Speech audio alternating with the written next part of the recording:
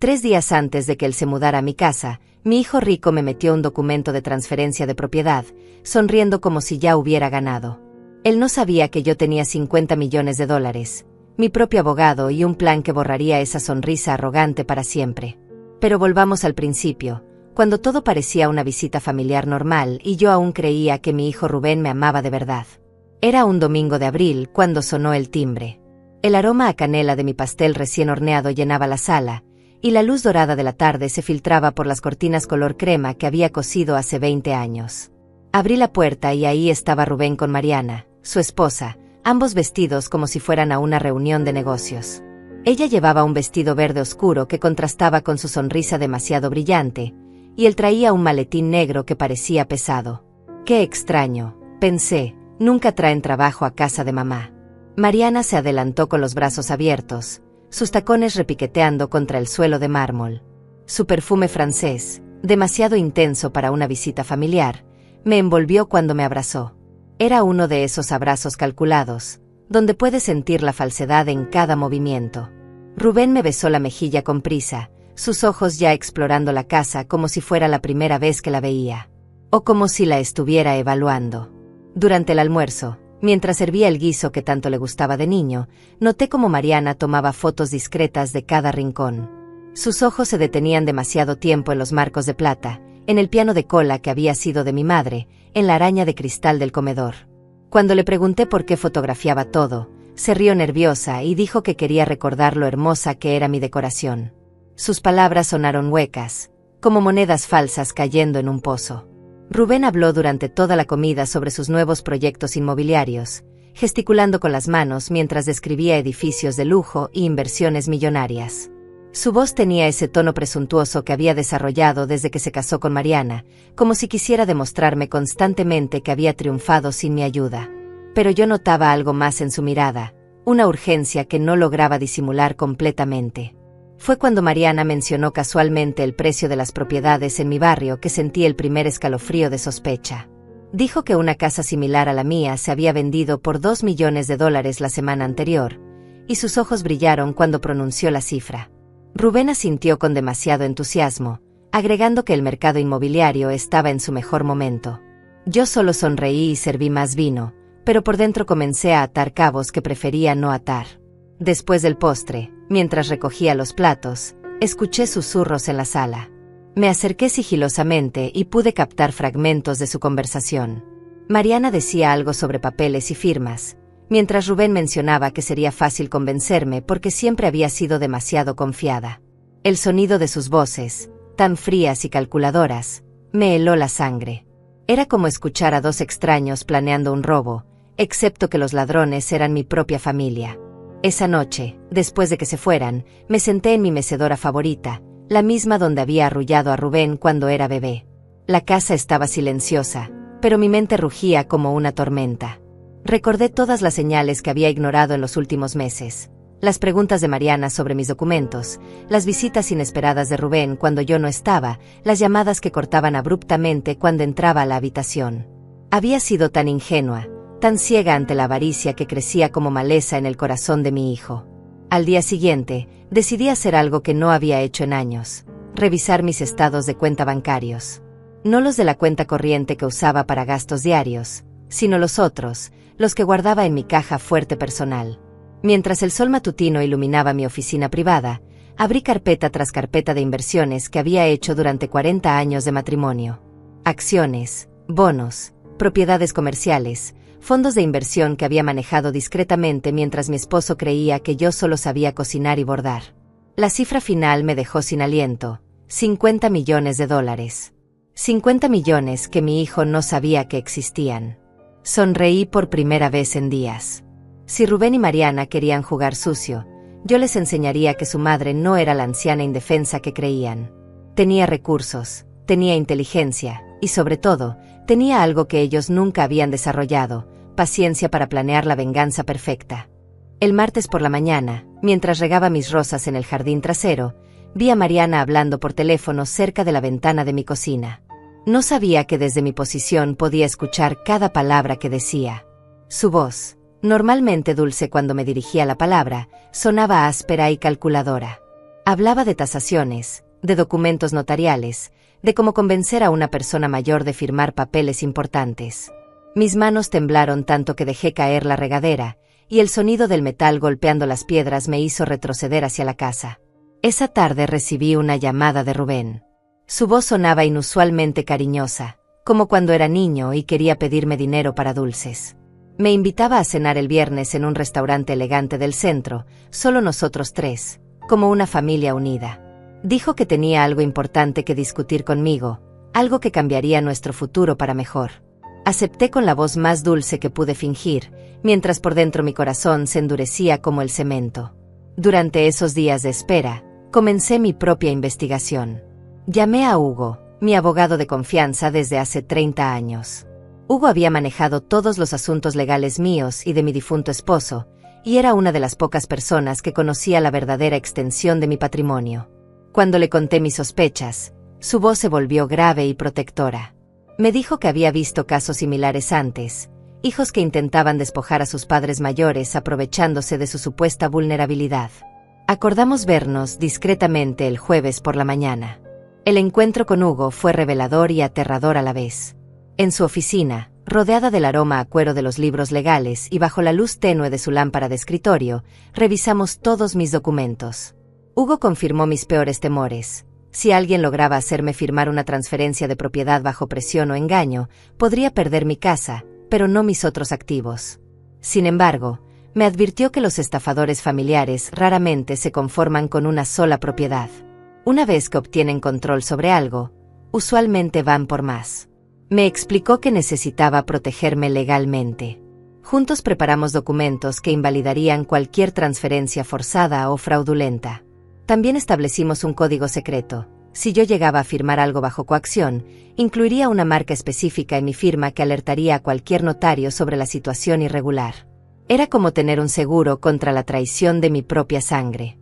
El jueves por la noche, mientras cenaba sola en mi comedor, observé cada objeto de mi casa con nuevos ojos. La mesa de caoba donde habíamos celebrado tantas navidades, el aparador lleno de porcelana que había heredado de mi abuela, los cuadros que había coleccionado durante décadas.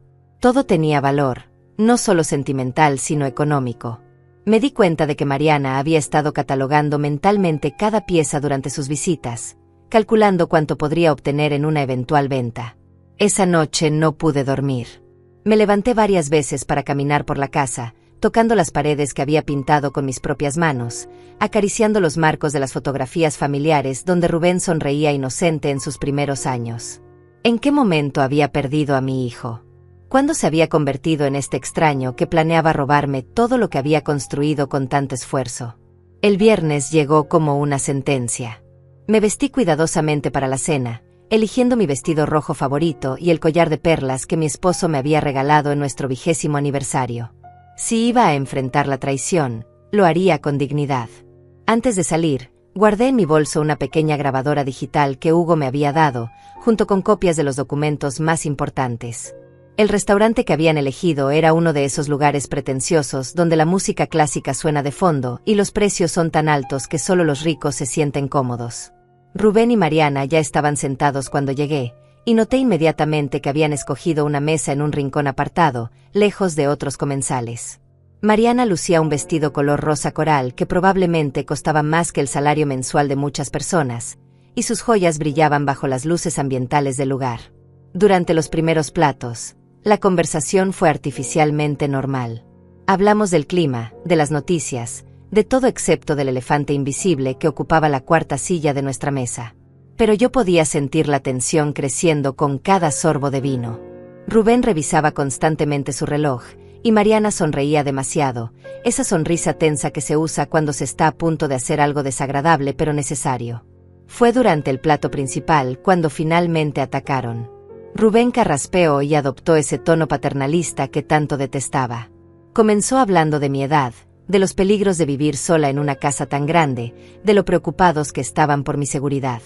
Mariana asentía dramáticamente, tocándose el corazón como si realmente le importara mi bienestar. Sus palabras sonaban ensayadas, como un guión mal actuado. Luego vino la propuesta. Querían que me mudara a un apartamento más pequeño y seguro, algo más apropiado para una mujer de mi edad. Ellos se harían cargo de vender la casa y manejar todos los aspectos legales y financieros. Solo necesitaba firmar algunos papeles para facilitar el proceso.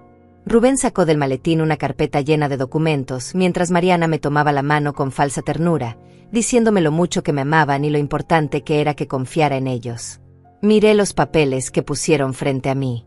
Incluso sin leerlos completamente, podía ver que eran documentos de transferencia de propiedad.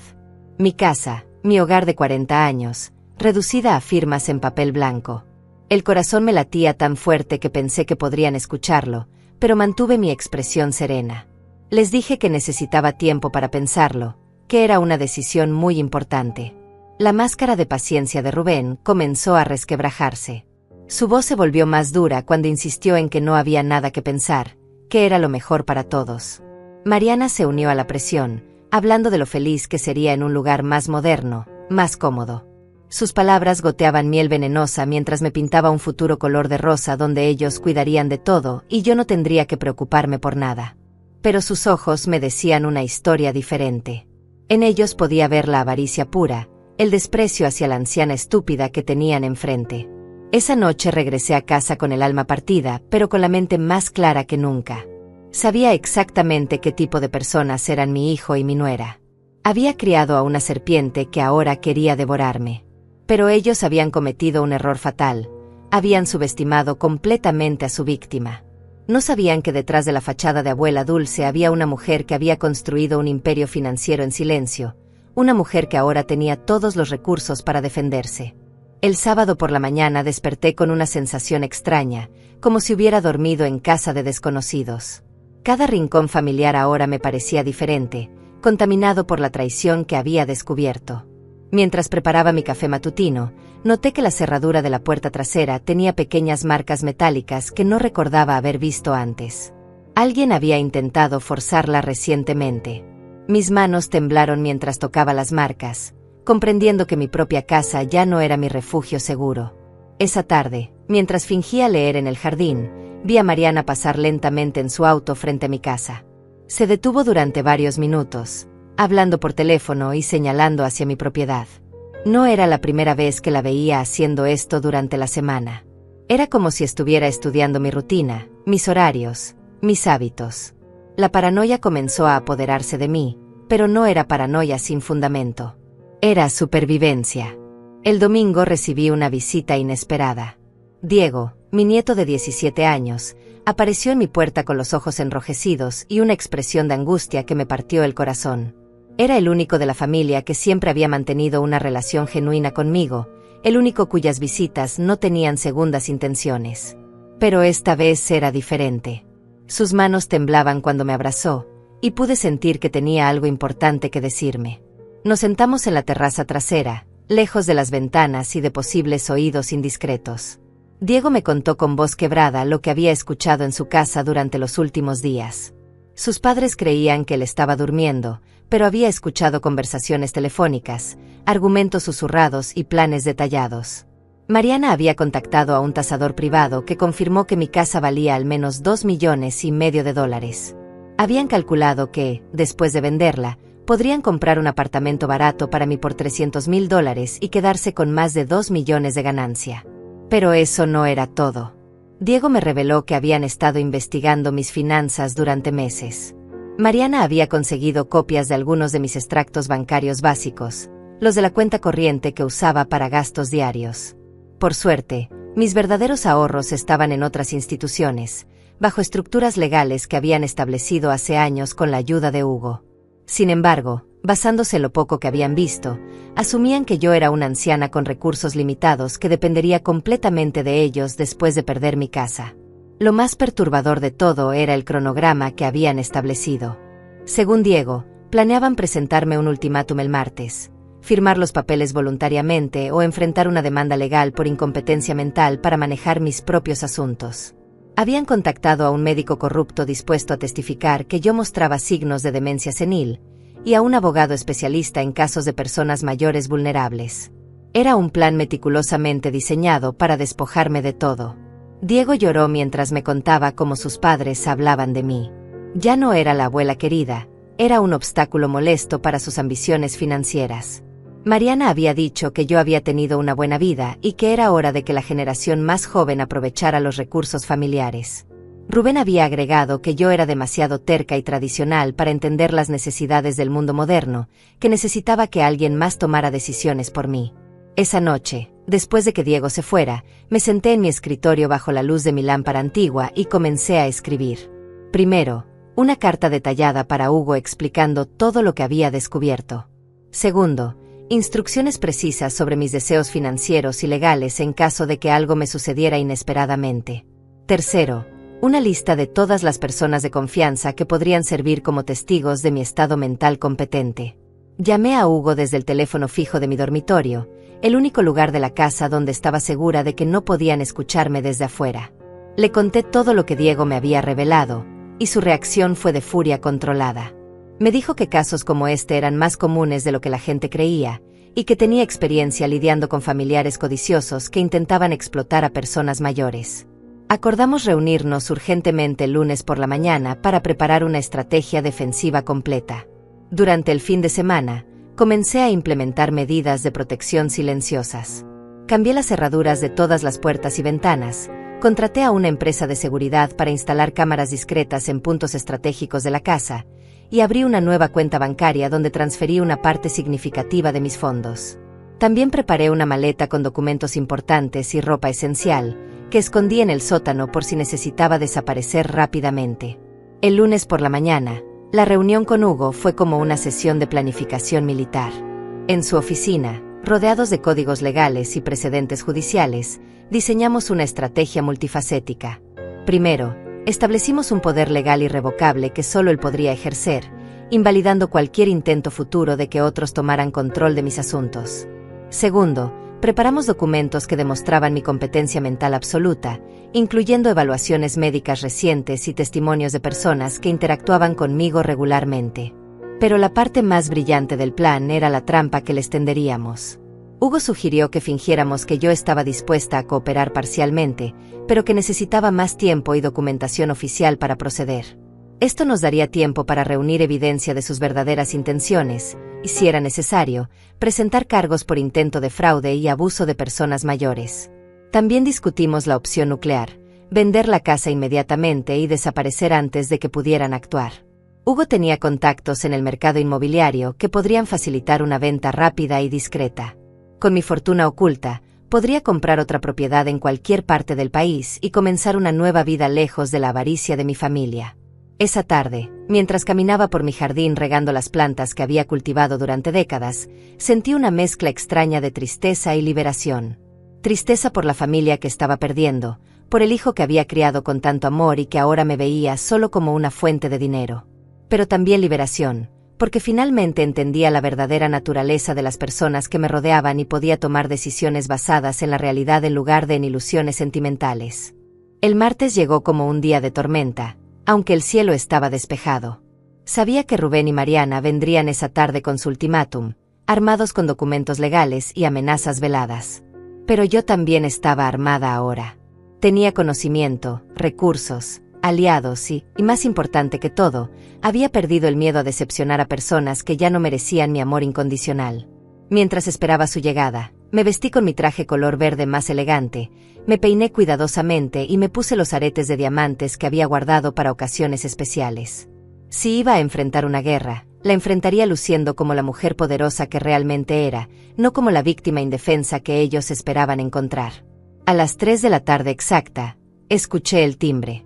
Respiré profundamente, activé discretamente la grabadora que llevaba escondida, y me dirigí a abrir la puerta. Era hora de que mi hijo y su esposa conocieran a la verdadera Elsa, la mujer que habían subestimado tan gravemente que su error les costaría todo lo que habían planeado obtener. Abrí la puerta y ahí estaban, como buitres vestidos de gala. Rubén llevaba su traje gris más caro y una corbata color vino que le daba un aire de autoridad que claramente había ensayado frente al espejo. Mariana lucía un conjunto color crema que probablemente costaba más que el salario anual de una enfermera, y su sonrisa era tan falsa que podría haberse astillado si la hubiera tocado. Detrás de ellos venía un hombre delgado con maletín que no reconocí, pero cuya presencia me confirmó que esto era mucho más serio de lo que había imaginado. «Mamá», Te presentamos al licenciado Fabián Herrera, dijo Rubén con una formalidad que nunca había usado conmigo antes. Es especialista en derecho familiar y patrimonial. Viene a ayudarnos con los trámites que discutimos el viernes. El tal Fabián me estrechó la mano con una sonrisa oleosa, sus ojos evaluándome como si fuera un objeto en una subasta. Pude ver inmediatamente que no era un abogado respetable, sino uno de esos profesionales sin escrúpulos que se especializan en casos dudosos a cambio de honorarios elevados. Los invité a pasar a la sala, la misma donde había recibido a mi familia durante décadas para celebraciones navideñas y cumpleaños felices. Ahora se sentía como un tribunal donde yo era la acusada. Mariana se acomodó en mi sofá favorito como si ya fuera la dueña de la casa, mientras Rubén se paseaba nerviosamente cerca de la ventana. El licenciado Fabián tomó asiento en el sillón frente a mí, abrió su maletín y comenzó a sacar documentos con la eficiencia de alguien que había hecho esto muchas veces antes.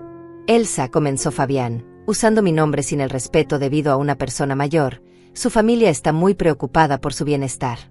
Han venido a mí porque aman profundamente y quieren asegurar su futuro. Sus palabras goteaban una preocupación fingida que me revolvía el estómago. Continuó explicando que habían preparado una solución integral para mis necesidades como persona mayor, que incluía el traslado a una residencia más apropiada para mi edad y la transferencia de activos complicados a manos más jóvenes y capaces.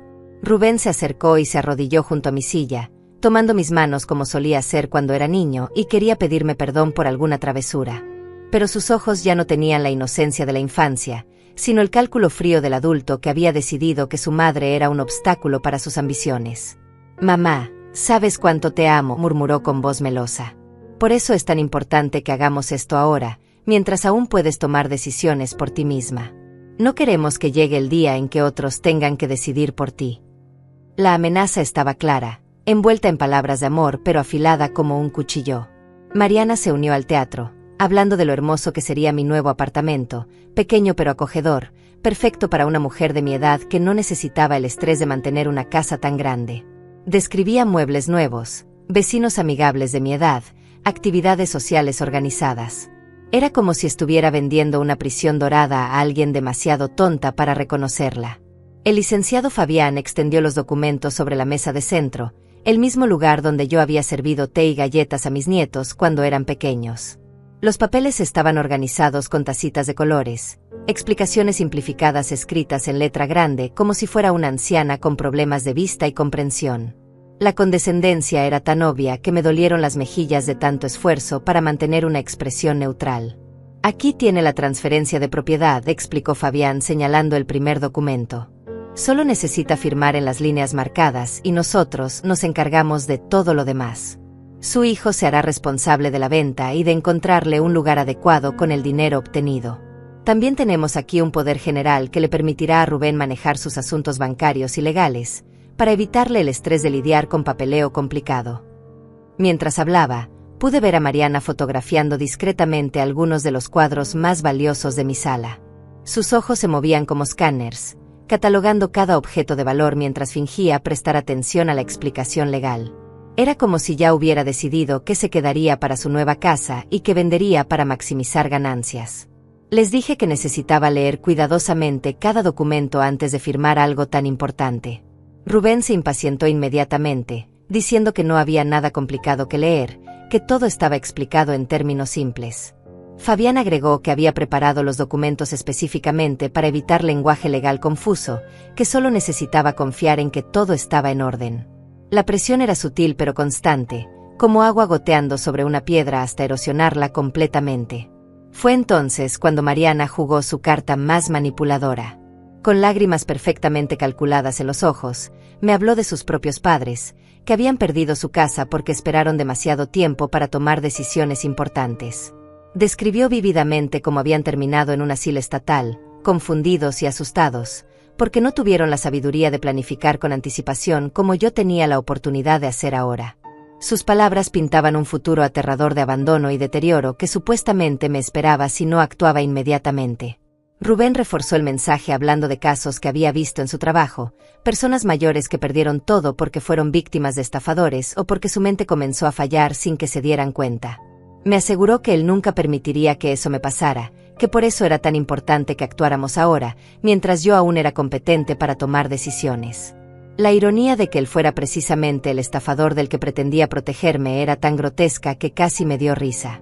El licenciado Fabián entonces sacó su arma más pesada, un dictamen médico preliminar que supuestamente demostraba signos tempranos de deterioro cognitivo en personas de mi edad. Sin haberme examinado jamás, este documento sugería que yo mostraba patrones conductuales consistentes con el inicio de demencia senil, incluyendo aislamiento social, desconfianza hacia familiares cercanos y dificultad para tomar decisiones financieras complejas. Era una obra maestra de manipulación médica diseñada para justificar legalmente cualquier acción que quisieran tomar contra mi voluntad. Por supuesto, esto es solo preventivo, explicó Fabián con falsa tranquilidad. Nadie está diciendo que usted tenga problemas mentales ahora. Pero si en el futuro alguien quisiera cuestionar las decisiones que tomamos hoy, este documento demuestra que actuamos con prudencia y anticipación médica responsable. Era una amenaza velada perfectamente legal. Firmo voluntariamente ahora, o enfrentaré una batalla legal donde mi competencia mental será cuestionada públicamente. Durante toda esta performance, mantuve mi expresión de abuela preocupada pero cooperativa. Por dentro, sin embargo, estaba tomando notas mentales de cada palabra, cada gesto, cada amenaza sutil. La grabadora escondida en mi bolso estaba capturando cada segundo de esta extorsión familiar disfrazada de acto de amor. Hugo había tenido razón, necesitaba evidencia sólida de sus verdaderas intenciones, y ellos me la estaban proporcionando generosamente. Finalmente, después de una hora de presión psicológica sostenida, les dije que estaba abrumada por tanta información y que necesitaba una noche para procesarlo todo. Rubén se puso visiblemente tenso, insistiendo en que realmente no había nada que procesar, que era una decisión simple que requería solo confianza en su amor por mí. Mariana agregó que cada día de retraso era un día más de riesgo innecesario para mi seguridad y bienestar. Pero yo me mantuve firme, con la dulzura ensayada de una abuela terca pero cariñosa. Les prometí que tendría una respuesta definitiva al día siguiente por la tarde, que solo necesitaba dormir sobre una decisión tan importante. Fabián cerró su maletín con expresión de frustración profesional, mientras que Rubén y Mariana intercambiaron miradas que claramente decían que su plan no estaba funcionando tan suavemente como habían esperado. Cuando finalmente se fueron, me quedé sentada en mi sala durante mucho tiempo, mirando las marcas que sus zapatos habían dejado en mi alfombra persa. Era como si hubieran traído contaminación a mi hogar sagrado. Pero también sentía una extraña sensación de poder, porque por primera vez en meses tenía control total de la situación. Sabía exactamente quiénes eran, qué querían, y cómo planeaban conseguirlo. Ahora era mi turno de jugar, y ellos no tenían idea de que las reglas del juego estaban a punto de cambiar completamente. Esa noche no pegué ojo. Me quedé despierta hasta las 3 de la madrugada, caminando por mi casa como un fantasma inquieto, tocando cada objeto que Mariana había fotografiado con sus ojos codiciosos. El piano donde Rubén había aprendido a tocar sus primeras melodías, la mesa donde habíamos celebrado tantas cenas familiares, las fotografías que documentaban 40 años de recuerdos que aparentemente no significaban nada para él. Era como si estuviera haciendo un inventario final antes de un incendio. A las 5 de la mañana llamé a Hugo desde mi teléfono celular, caminando hasta el rincón más alejado de mi jardín para estar segura de que nadie podía escucharme. Su voz sonaba somnolienta, pero se despertó completamente cuando le conté lo que había pasado. La grabación que había hecho sería evidencia crucial, me dijo, especialmente las amenazas veladas sobre mi competencia mental y el documento médico fraudulento. Pero necesitábamos actuar rápidamente antes de que intentaran algo más drástico. Elsa, me dijo Hugo con esa voz paternal que había usado conmigo durante décadas, es hora de activar el plan de escape. No podemos esperar a ver qué hacen después, porque claramente están dispuestos a llegar muy lejos. Hoy mismo vamos a poner en marcha la venta de tu casa y la transferencia de todos tus activos a cuentas que ellos no pueden tocar. Sus palabras me tranquilizaron y me aterrorizaron al mismo tiempo. Era el momento de cortar amarras con todo lo que había conocido durante 4 décadas. Desayuné en mi cocina por última vez, saboreando el café que había preparado en la misma cafetera durante 20 años. El sol matutino entraba por la ventana iluminando las macetas de hierbas que había cultivado con tanto cariño. Tomillo, romero, albahaca, pequeñas plantas que habían crecido bajo mi cuidado y que ahora tendría que abandonar. Era extraño cómo los detalles más pequeños se volvían monumentales cuando sabías que los estabas viviendo por última vez. A las 9 en punto, Hugo llegó con un equipo completo. Su asistente legal, Rebeca, una mujer eficiente de mediana edad que había manejado casos similares antes. Un tasador inmobiliario profesional que comenzó a evaluar la propiedad inmediatamente. Y un especialista en mudanzas discretas que se encargaba de situaciones delicadas donde la rapidez y la confidencialidad eran esenciales. Era como ver un ballet perfectamente coreografiado de profesionales que sabían exactamente qué hacer. Mientras el tasador trabajaba, Hugo y yo nos sentamos en mi oficina privada para revisar el plan final. En 24 horas, mi casa estaría oficialmente en venta con un comprador ya identificado, un inversor privado que Hugo conocía y que estaba dispuesto a cerrar el trato inmediatamente por el precio justo de mercado. Mis cuentas bancarias serían transferidas a nuevas instituciones bajo estructuras legales que harían imposible que alguien las rastreara o reclamara. Y yo desaparecería sin dejar rastro. El especialista en mudanzas, un hombre discreto llamado Ezequiel, me explicó cómo funcionaría mi nueva identidad temporal. Tendría documentos legales que me permitirían viajar y establecerme en otra ciudad mientras se resolvían todos los aspectos legales de mi desaparición. No era nada ilegal, simplemente era ejercer mi derecho como adulta competente a cambiar de vida y cortar relaciones tóxicas, incluso si esas relaciones eran familiares. La parte más difícil fue decidir qué llevarme. 40 años de vida reducidos a 2 maletas y una caja de documentos importantes. Elegí cuidadosamente fotografías de mi esposo fallecido, algunas joyas con valor sentimental, la Biblia de mi madre y, curiosamente, un pequeño cactus que había crecido en mi ventana durante 10 años. Todo lo demás, todos los muebles y objetos que había acumulado durante décadas, se quedarían para que los nuevos propietarios decidieran qué hacer con ellos. A mediodía recibí una llamada de Rubén. Su voz sonaba tensa, como si hubiera pasado la noche preocupado por mi reacción a su ultimátum. Me preguntó si había tomado ya una decisión sobre los documentos, y pude escuchar a Mariana susurrando instrucciones de fondo. Le dije con la voz más dulce que pude fingir que efectivamente había decidido firmar, que había entendido que tenían razón sobre mi necesidad de ayuda. Pude escuchar su suspiro de alivio a través del teléfono. «Qué bueno», mamá dijo con esa condescendencia que ahora reconocía tan claramente. «Sabía que entenderías que solo queremos lo mejor para ti. Vendremos esta tarde con el licenciado Fabián para finalizar todo.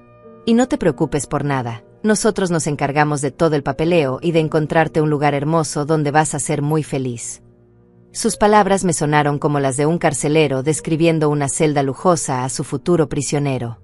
Después de colgar, continué empacando mientras Hugo coordinaba los últimos detalles de mi escape. El tasador había terminado su trabajo confirmando que la casa valía efectivamente $2,5 millones, exactamente lo que Mariana había calculado. El comprador de Hugo estaba listo para firmar esa misma tarde, tan pronto como tuviéramos las escrituras limpias y libres de cualquier reclamación. A las 2 de la tarde, Diego apareció en mi puerta trasera. Había faltado a clases para venir a verme, con esa intuición que solo tienen los jóvenes cuando sienten que algo importante está pasando.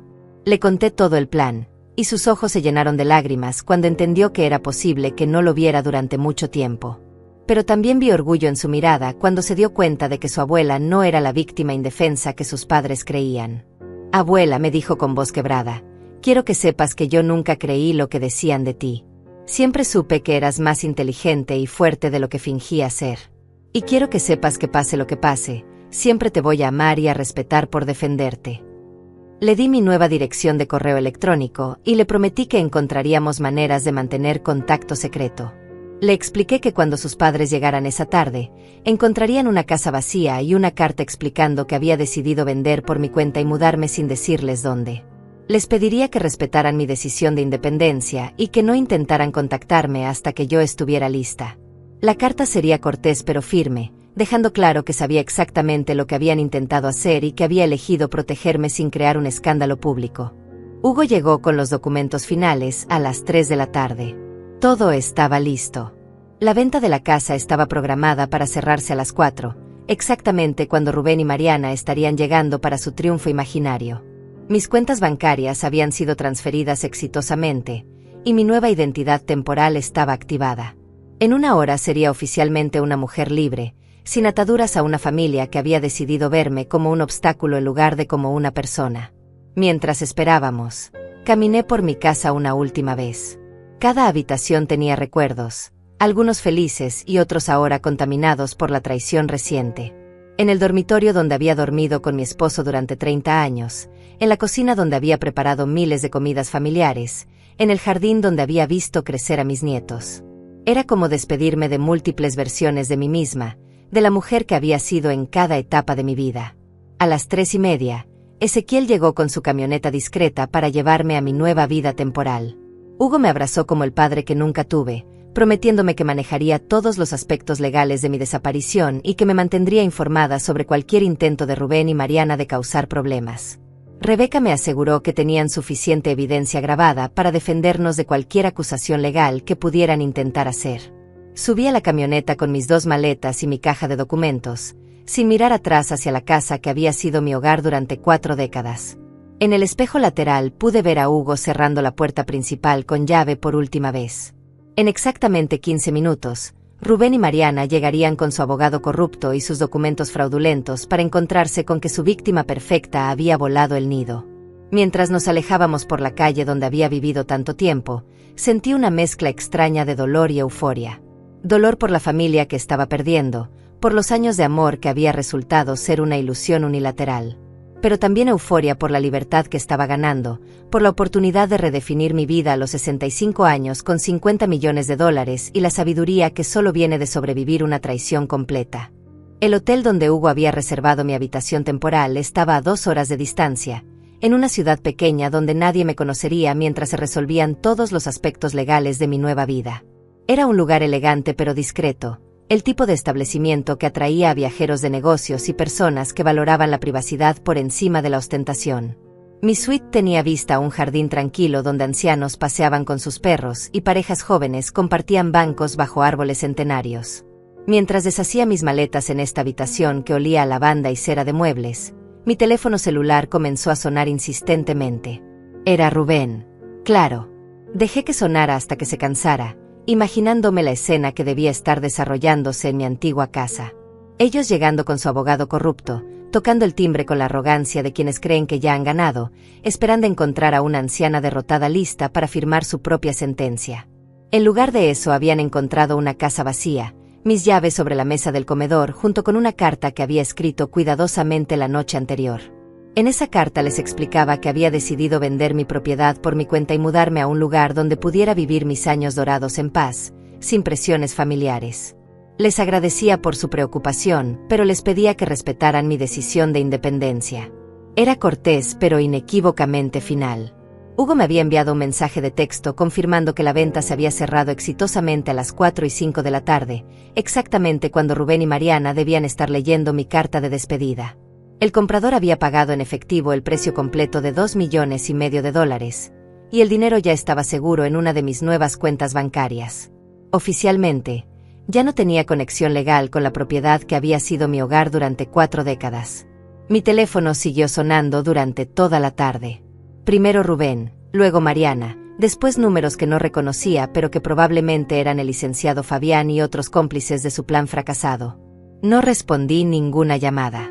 En su lugar, me preparé un té en la pequeña cocina de la suite y me senté junto a la ventana a observar el mundo exterior, sintiendo por primera vez en meses que podía respirar sin miedo. A las 6 de la tarde recibí un mensaje de voz de Rubén que me heló la sangre por su tono amenazante. Ya no fingía ser el hijo preocupado. Su voz destilaba furia pura cuando exigía que le dijera dónde estaba y qué había hecho con su herencia. Mencionaba abogados, demandas por incompetencia mental y amenazas de hacerme pagar por lo que había hecho. Era exactamente el tipo de reacción que Hugo había predicho, la máscara cayendo completamente para revelar al depredador que se escondía debajo. Esa noche, mientras cenaba sola en el restaurante del hotel, reflexioné sobre los cambios sísmicos que habían ocurrido en mi vida en apenas 24 horas. Ayer por la mañana era una anciana aparentemente vulnerable viviendo en la casa donde había criado a su familia. Ahora era una mujer libre con una fortuna considerable y la oportunidad de reinventar completamente su existencia. La transformación era tan radical que me sentía como si hubiera despertado en la vida de otra persona. Al día siguiente comenzaron a llegar mensajes más desesperados. Mariana me escribió cartas dramáticas hablando de lo preocupados que estaban, de cómo habían buscado en hospitales y morgues temiendo que me hubiera pasado algo terrible.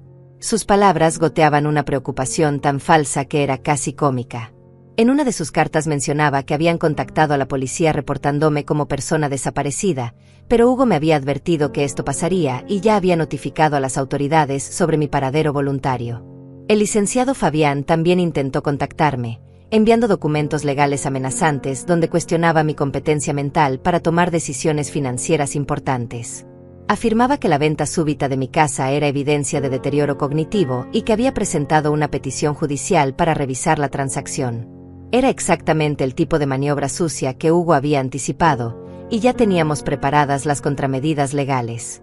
Durante esos primeros días en el hotel, Hugo me visitaba regularmente para mantenerme informada sobre los desarrollos legales. Rubén y Mariana habían contratado efectivamente a abogados para intentar anular la venta de mi casa, alegando que yo había sido víctima de manipulación o que sufría de demencia no diagnosticada. Pero Hugo había preparado tan meticulosamente mi defensa que sus esfuerzos estaban destinados al fracaso desde el principio. Teníamos grabaciones de audio donde ellos mismos describían sus planes de manipulación y extorsión. Teníamos evaluaciones médicas recientes que certificaban mi perfecta competencia mental. Teníamos testimonios de múltiples profesionales que habían interactuado conmigo durante el proceso de venta y que podrían testificar sobre mi lucidez y determinación. Más importante aún, teníamos evidencia de sus intentos de fraude y abuso de personas mayores. La parte más satisfactoria de toda esta batalla legal fue cuando Hugo les presentó la contrapropuesta. En lugar de perseguir una demanda inútil contra mí, sugirió que consideraran muy cuidadosamente si realmente querían que se hiciera público todo lo que habíamos documentado sobre sus actividades. Las grabaciones de audio serían especialmente embarazosas para Rubén en su trabajo inmobiliario, donde la reputación era fundamental para mantener clientes adinerados. Durante la segunda semana de mi nueva vida, recibí una visita inesperada. Diego había logrado encontrarme a través de Hugo, quien había evaluado cuidadosamente si era seguro revelar mi ubicación al único miembro de la familia que había demostrado lealtad genuina. Mi nieto llegó al hotel con los ojos enrojecidos de tanto llorar, cargando una pequeña mochila como si estuviera huyendo de casa. Me contó que la situación en su hogar se había vuelto insoportable. Rubén y Mariana peleaban constantemente, culpándose mutuamente por el fracaso de su plan. Habían perdido no solo la casa que codiciaban, sino también una cantidad considerable de dinero en honorarios legales para abogados que les habían prometido resultados imposibles. Su matrimonio se estaba desmoronando bajo la presión de la avaricia frustrada y la humillación pública. Pero lo que más me dolió escuchar fue cómo me habían demonizado frente a Diego. Le habían dicho que yo era una anciana egoísta y manipuladora que había robado su herencia legítima. Habían intentado convencerlo de que testificara sobre supuestos signos de demencia que había observado en mí, prometiéndole una parte de cualquier dinero que lograran recuperar. Diego había rechazado categóricamente participar en sus mentiras, lo que había causado peleas aún más intensas. Le expliqué a Diego que había tomado provisiones para su futuro. Hugo había establecido un fondo educativo que cubriría todos sus gastos universitarios y le proporcionaría una base financiera sólida para comenzar su vida adulta. No necesitaba depender de la herencia que sus padres habían intentado robar, porque su abuela, que lo amaba genuinamente, había asegurado su futuro de manera que ellos nunca podrían tocar. Esa tarde caminamos juntos por el jardín del hotel, hablando sobre sus planes universitarios y sus sueños de estudiar ingeniería ambiental. Era extraordinario ver cómo este joven de 17 años había mantenido su integridad moral a pesar de la presión familiar para participar en la conspiración contra mí. Su lealtad inquebrantable me confirmó que había tomado las decisiones correctas, que algunas relaciones familiares valían la pena preservar mientras que otras necesitaban ser cortadas como tumores malignos. Durante las siguientes semanas, mi nueva rutina comenzó a tomar forma. Por las mañanas caminaba por el parque cercano al hotel, disfrutando de la libertad de no tener que mirar constantemente por encima del hombro. Por las tardes leía libros que había querido leer durante años pero nunca había tenido tiempo, y por las noches navegaba por internet investigando posibles lugares donde establecer mi nueva residencia permanente. Hugo me informaba regularmente sobre los intentos cada vez más desesperados de Rubén y Mariana de revertir lo que habían perdido. Habían intentado contactar a periodistas locales con historias inventadas sobre abuso de personas mayores, pero los periodistas serios habían rechazado sus versiones al ver la evidencia contradictoria. Habían tratado de conseguir órdenes judiciales para congelar mis cuentas bancarias, pero los jueces habían desestimado sus peticiones por falta de evidencia creíble. La ironía de toda la situación no se me escapaba. En su codicia por apoderarse de una casa que valía $2,5 millones, habían perdido acceso a una fortuna de 50 millones que habrían heredado eventualmente si hubieran mantenido una relación amorosa y respetuosa conmigo. Su propia avaricia había sido su perdición, transformando lo que habría sido una herencia considerable en una lección costosa sobre las consecuencias de traicionar a quienes te aman incondicionalmente. Un mes después de mi escape, Hugo me trajo noticias que me hicieron sonreír por primera vez en semanas. Rubén y Mariana habían cometido un error crucial en su desesperación por recuperar lo que consideraban suyo. Habían intentado falsificar documentos médicos para respaldar sus afirmaciones sobre mi supuesta demencia, pero el médico que habían sobornado había sido descubierto por el colegio profesional. No solo enfrentaba la suspensión de su licencia, sino que había confesado todo el esquema a cambio de una sentencia más leve. Esta confesión había abierto una investigación formal sobre las actividades del licenciado Fabián, quien aparentemente tenía un historial de casos dudosos involucrando a personas mayores vulnerables. Las autoridades habían comenzado a revisar todos sus casos recientes, y varios de sus antiguos clientes habían presentado quejas formales. La red de corrupción que habían usado para intentar robarme se estaba desmoronando públicamente, llevándose consigo las reputaciones profesionales de todos los involucrados. Pero las consecuencias más satisfactorias eran las personales. Diego me contó durante una de sus visitas secretas que el matrimonio de sus padres había implosionado completamente. Mariana había comenzado a culpar a Rubén por haber subestimado a su madre, mientras que la acusaba de haber sido demasiado obvia con su codicia. Las peleas habían escalado hasta convertirse en gritos que todo el vecindario podía escuchar, destruyendo la imagen de familia perfecta que habían cultivado cuidadosamente durante años. La situación financiera de ellos también se había deteriorado rápidamente. Habían invertido una cantidad considerable en honorarios legales para múltiples abogados, todos prometiendo resultados que nunca se materializaron. Rubén había tenido que hipotecar su propia casa para pagar estos gastos, convencido de que recuperaría todo cuando ganara el caso contra mí. Ahora enfrentaba la posibilidad de perder su propia propiedad mientras seguía sin tener acceso a un centavo de mi fortuna. Durante este tiempo, yo había estado trabajando con un agente inmobiliario de confianza para encontrar mi nuevo hogar permanente. Después de considerar varias opciones, había decidido comprar una hermosa casa en una ciudad costera a 3 horas de distancia, lo suficientemente lejos para asegurar mi privacidad, pero lo suficientemente cerca para que Diego pudiera visitarme regularmente cuando comenzara la universidad.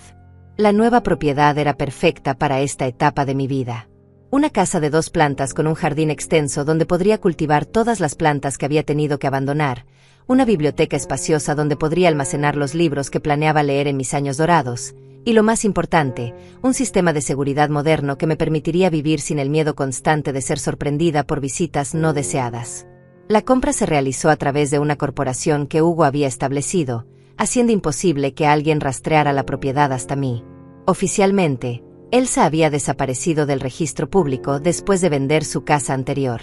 La mujer que compró esta nueva propiedad tenía documentos legales perfectamente válidos, pero una identidad lo suficientemente compleja como para frustrar cualquier intento de acoso futuro. Mientras decoraba mi nuevo hogar, reflexionaba sobre lo extraño que era comenzar de nuevo a los 65 años. Había vivido toda mi vida adulta en una sola casa, acumulando objetos y recuerdos durante décadas. Ahora tenía la oportunidad de ser selectiva, de elegir solo las cosas que realmente me importaban y me traían alegría. Era liberador de una manera que no había anticipado. Una tarde, mientras plantaba rosas en mi nuevo jardín, recibí una llamada de Hugo con noticias inesperadas. Un investigador privado que Rubén había contratado había logrado rastrear algunas de mis transacciones bancarias iniciales y había descubierto indicios de mi verdadera fortuna.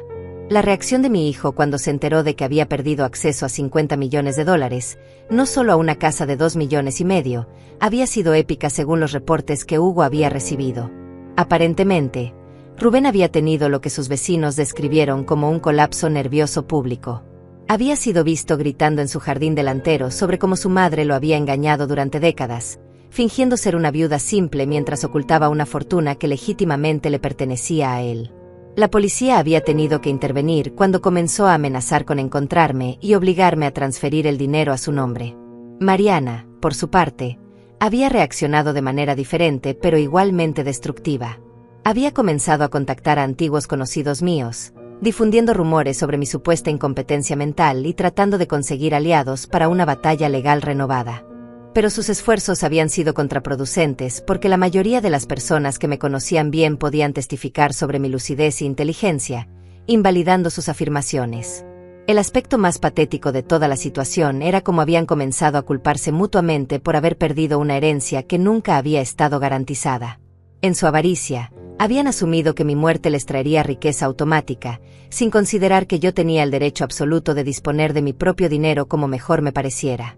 Su sentido de derecho era tan grotesco que seguían actuando como si hubieran sido víctimas de un robo en lugar de perpetradores de un intento de fraude. Durante mis primeros meses en la nueva casa, establecí rutinas que me daban paz y propósito. Comencé a tomar clases de pintura en acuarela en el centro comunitario local, algo que siempre había querido hacer pero nunca había tenido tiempo. Me uní a un club de lectura donde mujeres de mi edad discutían novelas contemporáneas con el entusiasmo de estudiantes universitarias. Incluso comencé a hacer trabajo voluntario en un refugio local para mujeres víctimas de violencia doméstica. Fue en este refugio donde conocí a Noemí, una mujer de 50 años que había escapado de un matrimonio abusivo llevando solo a sus 2 hijos adolescentes y la ropa que tenían puesta. Su historia me recordó que la traición familiar toma muchas formas, y que mi situación, aunque dolorosa, me había dejado con recursos que la mayoría de las víctimas no tienen.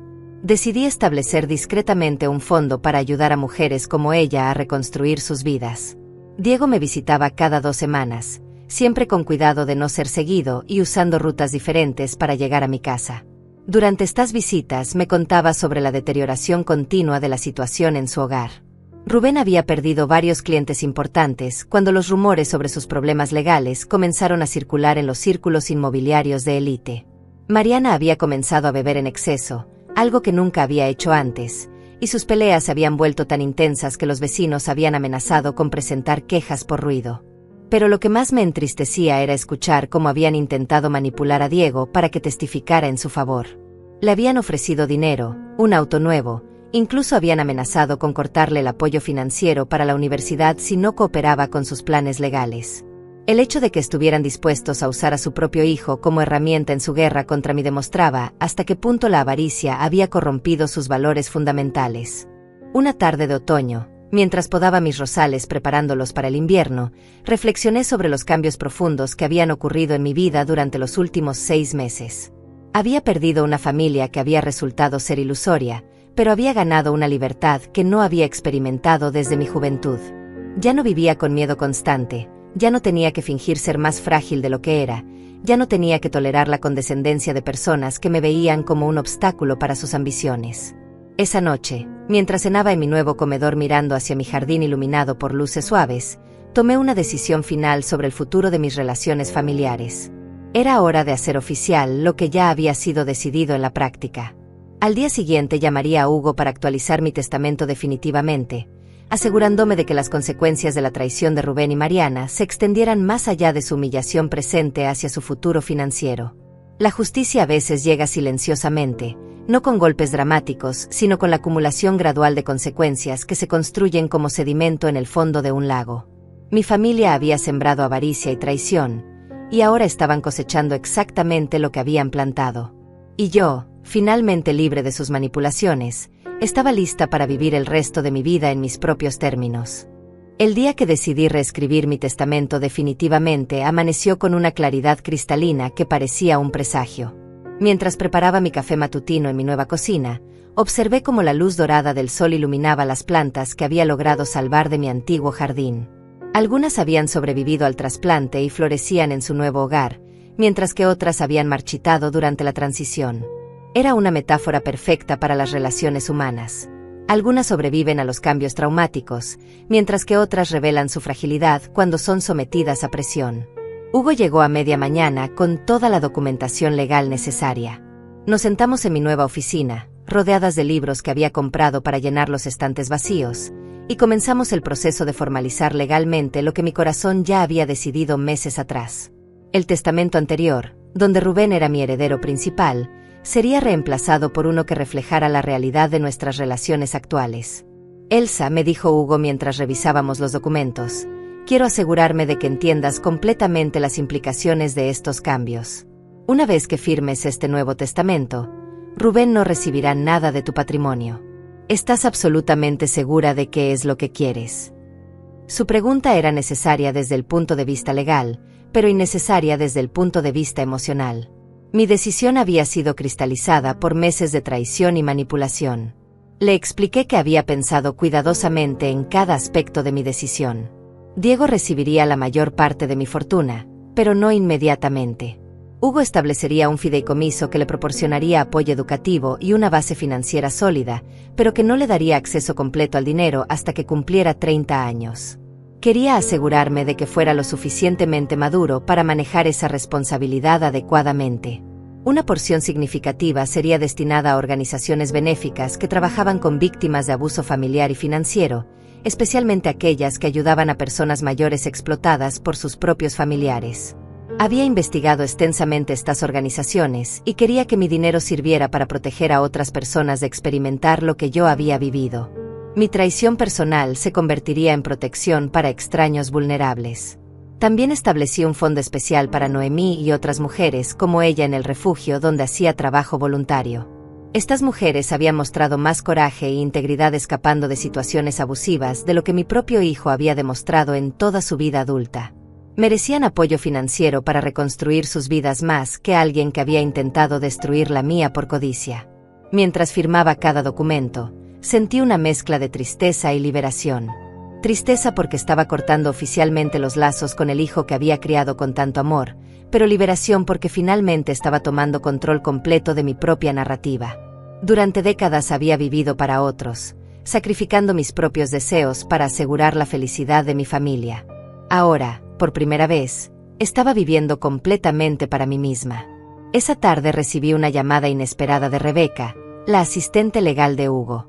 Me informó que Rubén y Mariana habían hecho un último intento desesperado de contactarme a través de canales oficiales. Habían presentado una petición judicial solicitando una orden de protección contra el aislamiento forzado al que supuestamente yo estaba siendo sometida por influencias externas. Era un intento patético de hacer que pareciera que Hugo me estaba manipulando de la misma manera que ellos habían intentado hacerlo. El juez había rechazado la petición sumariamente después de revisar toda la evidencia, incluyendo las grabaciones de audio donde ellos mismos describían sus planes de manipulación. Además, había ordenado que cesaran todo contacto no solicitado conmigo, efectivamente otorgándome la orden de protección que realmente necesitaba. Era una victoria legal que simbolizaba mi libertad completa de sus intentos continuos de control. Esa noche llamé a Diego para contarle sobre los cambios en mi testamento. Su reacción fue exactamente lo que había esperado de él. En lugar de mostrar excitación por la herencia que recibiría, expresó tristeza porque esto significaba que la ruptura familiar era ahora oficial e irreversible. Su empatía genuina contrastaba dramáticamente con la codicia de sus padres, confirmando una vez más que había tomado las decisiones correctas. Abuela, me dijo con voz temblorosa, no me importa el dinero. Solo quiero que sepas que siempre te amaré sin importar lo que pase con el resto de la familia. Tú me enseñaste que el amor real no tiene condiciones, y eso es algo que nunca olvidaré. Sus palabras me conmovieron hasta las lágrimas, porque representaban la única relación familiar que había sobrevivido intacta a esta crisis. Durante las siguientes semanas, comencé a recibir información a través de Hugo sobre las consecuencias finales que enfrentaban Rubén y Mariana. Su situación financiera había continuado deteriorándose, y Rubén había tenido que declararse en bancarrota personal para evitar perder su casa. Su negocio inmobiliario había colapsado cuando varios clientes importantes cancelaron contratos después de enterarse de sus problemas legales. Mariana había respondido a esta crisis familiar buscando empleo por primera vez en años, pero su falta de experiencia laboral reciente y su reputación manchada hacían difícil encontrar posiciones apropiadas. Había comenzado a trabajar en una tienda departamental, un trabajo honesto pero que representaba una caída dramática del estilo de vida lujoso al que se había acostumbrado durante su matrimonio. Pero la consecuencia más poética de toda la situación era cómo su relación matrimonial había continuado desintegrándose. Sin la promesa de mi herencia para mantenerlos unidos en su codicia compartida, habían comenzado a ver las fallas fundamentales en sus personalidades respectivas. Rubén culpaba a Mariana por haber sido demasiado obvia con sus intenciones, mientras que ella lo culpaba por haber criado mal a Diego, quien se había negado a apoyar sus mentiras. Un día de invierno, mientras leía junto a la chimenea en mi nueva sala, reflexioné sobre el concepto de justicia. Durante meses había sentido que necesitaba activamente castigar a Rubén y Mariana por lo que habían intentado hacerme. Pero me di cuenta de que la justicia más efectiva había sido simplemente permitir que las consecuencias naturales de sus acciones se desarrollaran sin interferencia mía. Su propia avaricia los había cegado a las realidades de la situación. Habían asumido que yo era una anciana indefensa sin recursos propios, y esa suposición incorrecta había sido la base de su caída. No había necesitado destruirlos activamente, ellos se habían destruido a sí mismos al intentar destruirme. La verdad había sido un arma más poderosa que cualquier venganza que hubiera podido planear. Durante mis clases de pintura, había comenzado a trabajar en una serie de acuarelas que representaban diferentes etapas de transformación. Mariposas emergiendo de capullos, plantas brotando a través de grietas en el concreto, amaneceres después de tormentas nocturnas. Mi instructora comentó que mis pinturas transmitían una sensación de renacimiento que era tanto hermosa como poderosa. Era cierto. A los 65 años, había experimentado un renacimiento completo. Había muerto la Elsa que vivía para complacer a otros a expensas de su propia dignidad, y había nacido una mujer que entendía su propio valor y se negaba a permitir que otros lo disminuyeran. Esta nueva versión de mí misma era más fuerte, más sabia, y paradójicamente más feliz de lo que había sido en décadas. Una tarde, mientras organizaba fotografías familiares en álbumes nuevos, encontré imágenes de Rubén cuando era niño. En esas fotografías podía ver al niño inocente que había sido antes de que la avaricia corrompiera su corazón. Me permití llorar por ese niño perdido, pero no por el hombre en que se había convertido. Había aprendido a separar el amor por los recuerdos del reconocimiento de las realidades presentes. Al caer la noche, mientras preparaba la cena en mi cocina silenciosa pero no solitaria, sentí una paz profunda que no había experimentado en años. Por primera vez desde la muerte de mi esposo, estaba viviendo una vida completamente auténtica, sin pretensiones ni compromisos que traicionaran mis valores fundamentales. La libertad tenía un sabor dulce que ningún dinero podría comprar, aunque irónicamente el dinero había sido lo que me había permitido conseguir esa libertad. 2 años después de mi escape, la vida había encontrado un ritmo perfecto en mi nuevo hogar. Era una mañana de primavera cuando recibí la última llamada que tendría sobre el tema de mi antigua familia. Hugo me informó que Rubén y Mariana finalmente se habían divorciado, y que en el proceso legal había salido a la luz información adicional sobre sus intentos de defraudar a otras personas mayores en el pasado. Aparentemente, yo no había sido su primera víctima potencial, solo la que había resultado ser más astuta de lo que esperaban. La investigación había revelado que Mariana tenía un historial de acercarse a viudas adineradas, ganarse su confianza, y luego sugerir inversiones que terminaban beneficiando principalmente a ella y sus cómplices. Rubén había participado en al menos 3 casos similares, usando su reputación en bienes raíces para dar legitimidad a esquemas fraudulentos. Su intento de robarme había sido simplemente el más ambicioso de una serie de crímenes que finalmente habían sido expuestos. Esa tarde, mientras regaba las rosas que habían florecido espectacularmente en su segundo año en mi jardín, reflexioné sobre cómo la verdad siempre encuentra una manera de salir a la luz. Durante años, Rubén y Mariana habían construido una fachada de respetabilidad mientras explotaban la confianza de personas vulnerables. Mi resistencia exitosa a sus planes había sido el primer dominó que cayó, desencadenando una investigación que expuso toda su red de corrupción. Diego había comenzado su primer año universitario estudiando ingeniería ambiental, exactamente como había soñado. Lo visitaba regularmente, y cada vez me impresionaba más su madurez y su integridad moral. A diferencia de sus padres, había elegido construir su futuro a través del trabajo duro y la educación honesta, no a través de la manipulación de otros. Era la evidencia viviente de que la decencia puede sobrevivir incluso en familias corruptas si la persona tiene el coraje de elegir un camino diferente. En una de nuestras cenas mensuales, Diego me contó que había decidido cambiar su apellido legalmente cuando cumpliera 18 años. No quería llevar el nombre de un padre que había intentado robar a su propia madre, y había elegido usar mi apellido de soltera en su lugar. Era un gesto simbólico poderoso que representaba su elección de honrar los valores que yo le había enseñado por encima de los lazos de sangre corrompidos. Abuela, me dijo mientras compartíamos postre en mi comedor, quiero que sepas que tú me salvaste de convertirme en el tipo de persona que son mis padres. Si no hubiera visto tu fuerza y tu dignidad durante toda esa crisis, tal vez habría aprendido que está bien traicionar a la gente por dinero. Pero tú me enseñaste que hay cosas más importantes que el dinero, como el respeto propio y la integridad.